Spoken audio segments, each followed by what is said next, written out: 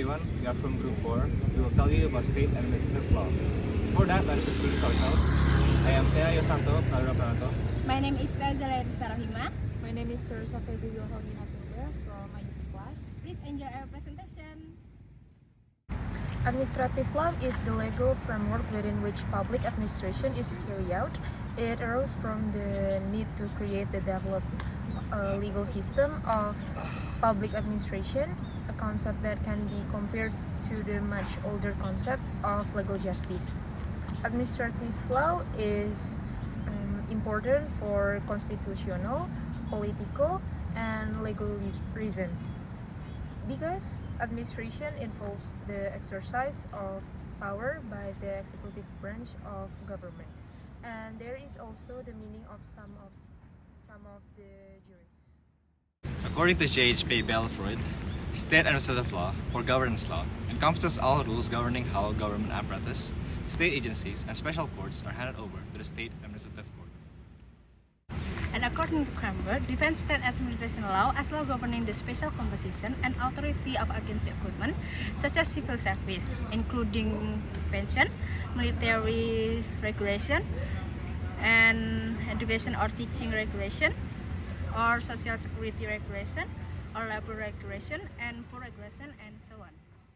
According to EU Trade, state administrative law is a law that examines special legal relationship that, if held, will allow state administration officials to carry out their special duties.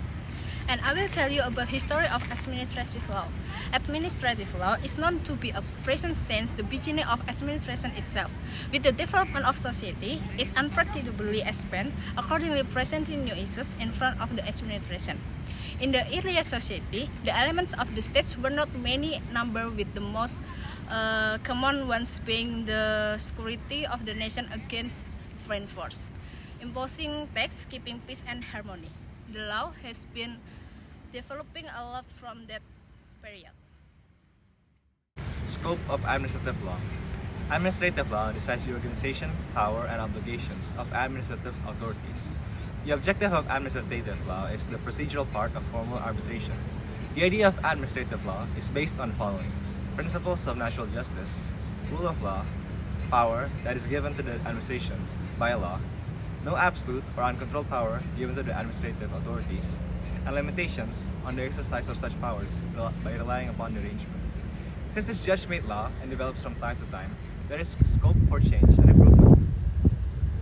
While the essential principle remains the same as before, the scope is adequately wide to fuse and separate new principles and guidelines to suit the prerequisite of time. Administrative law is required maintain welfare state to save the time of the judiciary. Practical application is required in some cases, limit the power of government as a check to administrative action, to implement modern function of the state, managing both conventional and contemporary elements of the state, practicing legislative power by a scope of bylaws, decrees, order. And there are 6 sources of administration law. Number 1 is constitution, number 2 is statute, number 3 is ordinance, number 4 is judicial president, number 5 is delegate legislation, number 6 is commission and committees. Functions of administrative law. The primary task of administrative law is to maintain the government's powers within the limits of law and to defend individuals' rights and public interest. As it is known that the scope of government is expanding with time, today the state works as the protector, entrepreneur, regulator, and arbitrator. Rulemaking power, an expert, and authority to decide are considered effective elements of administration. All powers have 2 inherent characters. One is that they may not be absolute or unfettered, and another is that they are probable to be abused. Administrative law attempts to control the powers of the authorities, and to obtain the object, administrative law provides an effective procedure. It enables us to carry a balance among 2 conflicting forces, individual rights and public interest. So the conclusion is administrative law is judge-made law.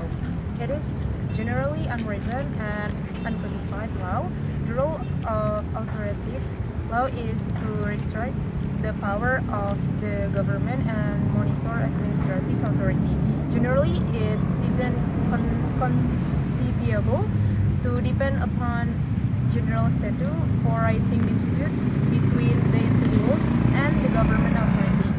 Hence, there is a need for a Guanjuni law to look after such contentions. Administrative law works as an appropriate law which looks after all the administrative action done by the government. I think that's all from us about state administration law. I hope our explanation is useful for all you guys. Thank you. Don't forget to like, comment, and share. Once again, thank you.